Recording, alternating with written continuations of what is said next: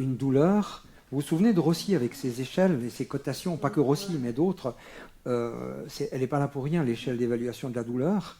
Déjà, toi, ça te montre si ton hypnose a eu un effet ou pas.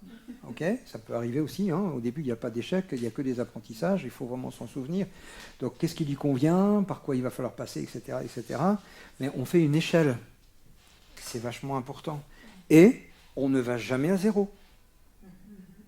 Parce qu'elle est quand même là pour signaler de faire attention. Donc on garde, les gens, vous leur dites sur cette échelle de 0 à 10, 0 aucune douleur, 10 douleur maximale, il faut en garder un petit peu parce que ça vous... Si par exemple on enlève la douleur que vous avez maintenant depuis 3 mois au genou, si on imaginons qu'on puisse la supprimer, qu'on puisse vous faire croire que vous n'avez plus mal au genou. Vous allez faire quoi?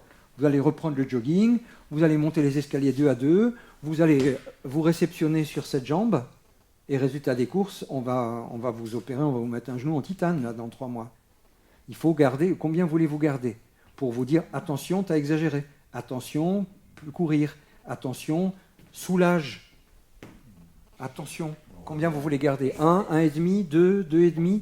C'est vachement important de faire ça, parce que c'est précis hein, là-dedans. Je crois que c'est dans le gros livre, tu sais, un énorme bouquin des métaphores, je sais pas quoi. Celui de Kerouac, Ouais, que je vous ai prêté en PDF.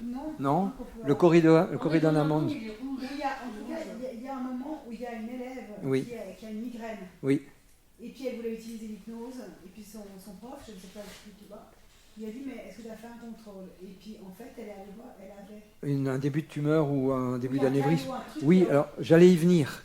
Déjà, on ne supprime jamais complètement, si tant est qu'on soit capable de le faire. On ne supprime jamais complètement, on garde un signal parce que c'est une alerte.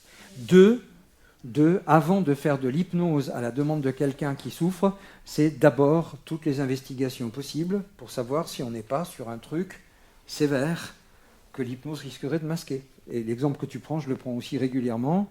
La personne vient vous voir, j'ai des céphalées, j'en ai marre, faites-moi de l'hypnose, apprenez-moi l'auto-hypnose.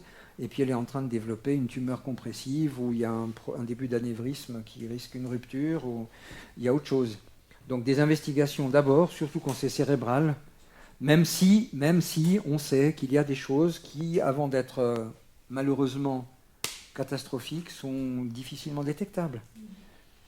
Il faut déjà des examens extrêmement poussés, extrêmement précis pour tout d'un coup se dire ok, ben voilà, il y a quelque chose.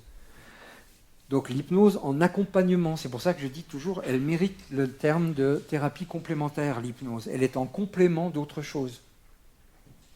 Elle vient, ce n'est pas une alternative, ce n'est pas je fais de l'hypnose pour ne pas faire autre chose. Elle est complémentaire dans des problématiques comme ça, plus somatiques, plus corporalisées que simplement des choses liées à l'imaginaire. Et quand tu parlais de la douleur dans les dents, oui. Est-ce que tu pars automatiquement depuis le bras et puis après tu laisses se diffuser? Celle-là, je vais la faire, elle est spéciale. Je vais la faire parce que c'est une grande classique. Il faut que ton patient en face, il ait le souvenir, même pas si récent que ça, mais qu'il ait le souvenir d'une anesthésie dentaire. Sinon, tu ne fais pas le transfert d'engourdissement de la joue à la main, etc. Ça, voilà.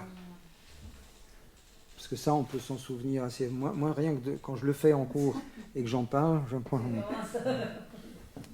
après je bois un verre d'eau, ça coule là, du côté anesthésie. Parce que c'est surtout ça qui me dérange le plus. C'est quand il a fini son truc, le dentiste, et puis qu'il dit rincez-vous la bouche. Tu bois, tu puis tu comprends le destin des post-AVC, des hémiplégiques et tout le reste. Donc il faut nous parler, puis ça donne à peu près ça. Tu essaies de l'avaler, tu avales de travers. Enfin bref, c'est pas sympa.